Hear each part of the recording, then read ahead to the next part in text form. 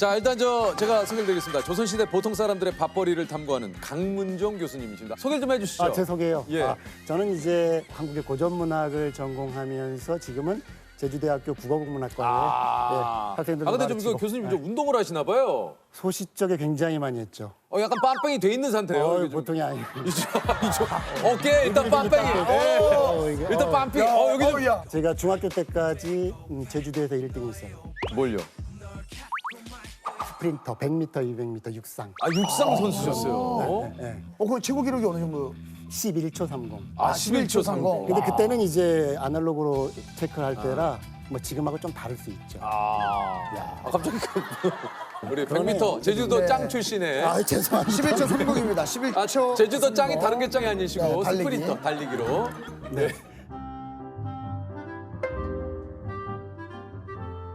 조선 잡사를 집필한 작가님 중에 한 분이신데 이 책은 어떻게 쓰시게 된 겁니까? 그러니까 제가 조선시대를 전공하다 보니까 제일 궁금한 게 그거예요. 사람들이 어떻게 살아가는가. 일상, 삶. 그 일상을 주목하기 시작했고 또 일상에서 제일 중요한 건 노동이잖아요. 일어나서 밥벌이를 할 때 모든 과정이 노동에 해당하기 때문에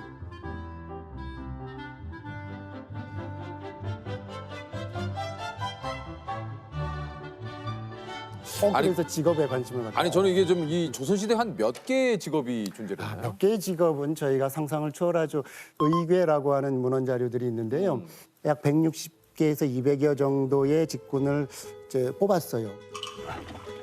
좀 더! 됐다. 좀 더!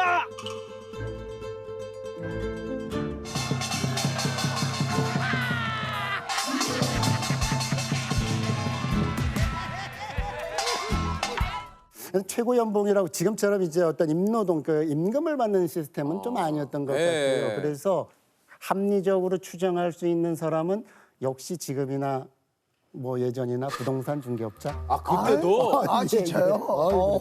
그 당시에도 부동산 중개업자가 있었어요. 사쾌, 집사자의 거간꾼 쾌자라고 해서 집을 이제 매매하는 중개업자죠. 자저실기라고 하는 책이 있어요. 거기에 이제 실려 있는 기록인데 홍선양이라고 하는 사람이 지금의 이제 북창동 일대 집이 아주 큰 집이 있었는데 지금으로 따지면 서울에서 가장 비싼 집 그 약 7,000냥 정도가 됐었어요. 7,000냥. 예. 그런데 거기에 종사했던 집을 이제 매매하는 중개업자죠. 그 사람이 매매가의 10%를 받는다라고 기록. 그럼 700냥을 그러니까요. 근데 700냥의 규모가 예를 들면 이런 거예요. 좀 괜찮은 초가집. 그러니까 우리가 보통 평범한 사람들이 사는 집, 요게 약 110냥 내외였다 그래요. 그러면 평범한 초가집이 110냥이에요? 맞아요. 내가 집 한 채를 팔아서 그 집의 7배를 수수료로 받는 거지요. 그러니까 엄청난 직업이구나. 그러니까 사실은 일반화된 직업은 아니었을 거예요. 그런데 가장 중요했던 것은 그 사람들은 정보를 독점했다라고 하는 것이 문맥에서 읽혀져요. 그 당시는 더 했겠죠? 이게 했겠죠. 뭐냐면 지금은 이제 뭐 여러 가지 뭐 애플리케이션도 많고 뭐 맞습니다. 거래를 하시는 분도 굉장히 많지만 그 당시엔 소위 몇몇이 그러니까요. 그런 그러니까- 정보를 독점을 해서 그러니까 맞아요. 이렇게 10%를 수수료나.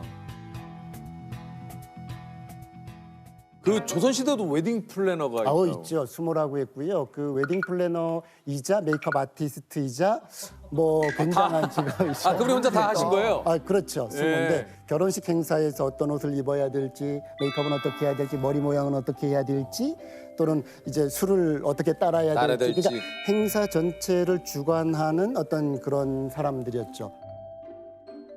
이분들은 굉장히 그 특화된 소수 직업군이었어요. 그 지역으로 갈수록 뭐 더 귀했죠. 한마디로 이분들도 이제 전문직이시구나. 전문직이죠. 매우. 그러니까 이게 고액 연봉이라고 하는 것은 어떻게 할 수 있냐면 결혼식을 하기 위해서 수모가 필요했는데 주변 마을엔 수모가 없는 거예요. 그래서 멀리 가서 모셔와서. 그 가마도 보내주고 그다음에 노비도 보내줘서 모셔와서 이제 사례를 하는. 그러니까 이게 보통 직업은 아니었던 거죠. 아니 저는 이게 좀 이 책을 보다가 그게 조금 약간 놀랍더라고. 예전에 그 망난이라고 있잖아요. 우리가 아는 회자수라고도 있고요. 회자수. 맞습니다. 그러니까 한마디로 이제 그 이 목을 베서 그 집행을 하는 그 사람인데 돈을 주면은 조금 편안하게 보내주고 맞습니다. 아, 그거 진짜예요? 어유, 근데 그거 깜짝 사례가 놀랐어. 많죠. 굉장히 많습니다. 그러니까 망나니가 이제 회자수라고 하는데 사실 회자수는요. 네. 그 대장을 호위하는 네. 굉장한 어떤 상징적인 무인이에요. 그러니까 네. 관우. 네. 관우가 들고 다니는 청룡 언도. 관운도. 예, 청룡 그런 언도. 모양의 큰 칼을 회자라고 해요. 전쟁에서 쓰는 칼이 아니고 네. 상징적으로 딱 들고 뭐 호위를 딱 하는 그런 분인데 이제 그 회자라고 하는 무기가 사형 집행의 도구로 쓰이면서 그러면서 이제 회자수가 이제 망나니로 불리게 돼버린 거죠. 그런데 그분들이 죽음을 집행을 해야 되는데 뇌물을 줘서 좀 편안하게 죽여줘라 또는 뇌물을 요구했던 사례도 있어요. 저기 남편 또는 니들 아빠 내가 편안히 아주 깔끔하게 죽여줄 테니까 뇌물 좀 줄래? 싫은데 그때는 이제 그다음부터는 굉장히 고통스럽게 형을 집행해 버리는 이 책에서 저 이제 매풍팔이라고 해가지고 맞아요. 예. 말 그대로 이제 매를 대신 맞아주는 거죠. 맞아요. 그런 게 있어요? 매를 대신 맞아주고 맞아요. 돈을 받는 거예요. 맞아요. 예를 들면은 유대감께서 네. 네. 뭐 매를 한 곤장을 한 20대 맞아야 돼요. 공고를 올리는 거죠. 뭐 모일 묘시에 매를 맞아야 되는데 매풍팔이고. 그럼 제가 맞겠습니다. 그러면 조셉이 제가- 얼마를 받고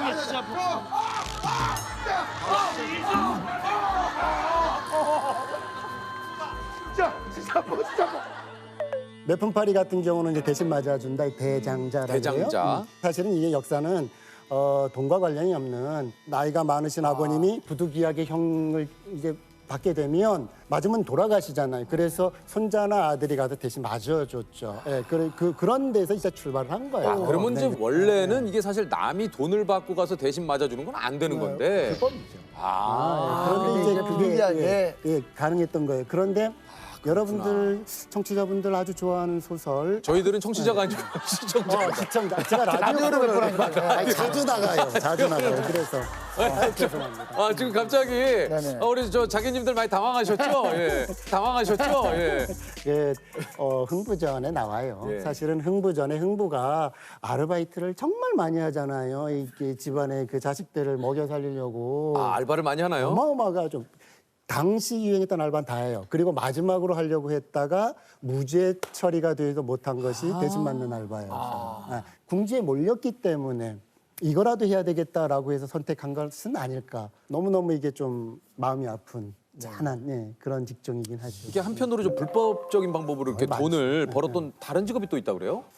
과거 시험 쉽게 말하면 국가의 인재를 선발하는 시험을 대신 보는 사람들이 직업군으로 형성이 됐다라고 하는 진짜 거죠. 직업적으로 그런 사람도 그럼요. 있었어요? 예, 과거 시험이 굉장히 이제 공정성이 훼손이 된다라고 하는 건 용어에 많이 나타나요. 모범 답안 아시죠? 네네. 모범 답안을 만들어서 가져가는 행위를 책행담이라고 해서 책행담. 네, 책행담. 그리고 이제 과거 시험을 볼 때는 좋은 자리가 있어요. 성벽 밖에서 답지를 적어서 보내줄 수도 있고 이 부정행위. 그래서 좋은 자리를 얻기 위해서 사람을 써요. 이걸 선접군이라고 그래요. 선접군? 네, 선접군. 또 하나는 이제 서수. 여기서부터가 정말 심각한 건데요. 서수가 뭡니까? 서수는요 글씨를 잘 쓰는 사람. 그래서 답안지를 전부 필기로 썼잖아요. 네. 그렇기 때문에 깔끔하게 정리하는 사람. 그 다음에 과거 시험의 그 부정의 최고는 겁역입니다. 이 겁역은 문제를 대신 풀어주는 사람. 보세요. 양산을 쓰고 사람들이 네 사람, 세 사람이 모여서 막 토론하는 것 같잖아요. 이게 과거를 보는 과거 거예요? 시험장이. 아니 저는 한 자리에서 한 명이 한 자리에서 이렇게 한 명 아주 우리가 여기 다 벽 치고 그냥 네. 이렇게 해야 이게 맞는 건데 이렇게 따로따로 있는 거 아니에요?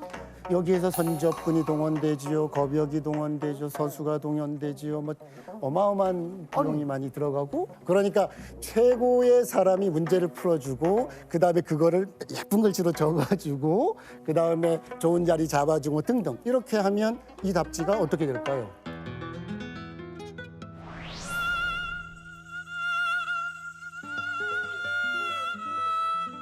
유광옥이라고 하는 사람은 영남 지방의 그 약간 좀 몰락한 선비 혹은 신분적으로 그렇게 탁월하지 않은 사람이었던 것 같아요. 근데 굉장한 지식인이었고요.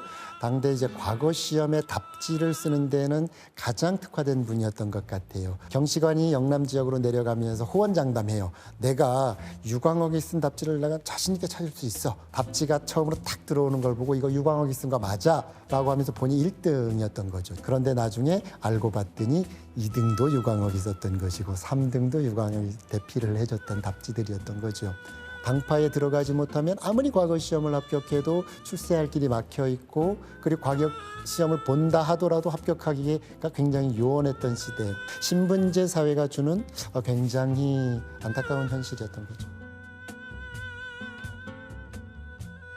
새로운 뭐 또 직업이 생기기도 하지만 우리가 좀 예전에 흔하게 봐왔던 직업들도 맞아요. 이게 좀 사라지는 경우도 굉장히 좀 맞아요. 많으니까 네. 그렇죠. 그러니까 이게 사회 시스템이 바뀌면서 직업도 바뀌는 거죠. 아니, 저희가 이제 예전에도 한번 얘기를 했지만 한 번도 생각해 보지 않았지만 사실 개그맨이라는 직업, 저도 뭐 개그맨이 직업입니다만 더 이상 뽑지 않아요. 그 어느 곳에서도. 이것은 어떻게 보면 직업이 사라질 위기에 처했다는 거나 마찬가지 아닙니까?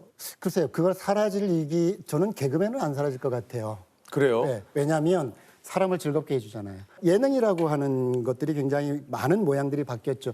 18세기의 가장 대표적인 예능 중에 하나가 이제 전기수라고 하는 직업이 있었어요. 책을 읽어주는 직업이에요.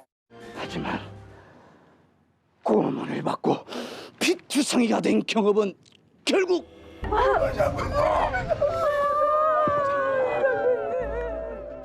조선시대 때는 10명 중에 한 사람이 문자를 알았어요. 그러면 고전소설을 수백 편을 만들면 뭐합니까? 읽질 못하잖아요. 그런데 이런 전기수분들은 글자를 모르는 보통 서민들에게도 문화상품을 향유하게 만들 수 있는, 그분들이 얼마나 그 맛깔나게 글을 읽었냐면 실제 있었던 사건인데, 전기수라고 하는 분이 종로 일대에서 활동하다가 막 이야기를 이렇게 해요. 하는데 이 허구의 세상에서 이 캐릭터를 죽음에까지 몰아가요. 그러니까 그 소설을 듣던 사람이 너무너무 거기에 몰입하고 동일시했다가 너무 화가 나서 갑자기 옆에 담배가게에 들어가서 칼을 가지고 와서 전기수를 살인한 사건이에요. 얼마나 그러니까 사람들이 거기에서 즐겼겠냐고요. 특히. 조선시대 직업을 연구하시면서 이렇게 좀 느끼신 것도 좀 많을 것 같아요. 많죠. 보통 사람들이 어떻게 살아가고 있는가라고 하는 것을 좀 다루려고 노력을 했어요. 그러다 보니까 아주 사소하지만 아주 지저분하지만 본인의 생계를 위해서 또 본인의 가치를 만들기 위해서 노력했던 이런 사람들을 너무 많이 만나게 됐어요.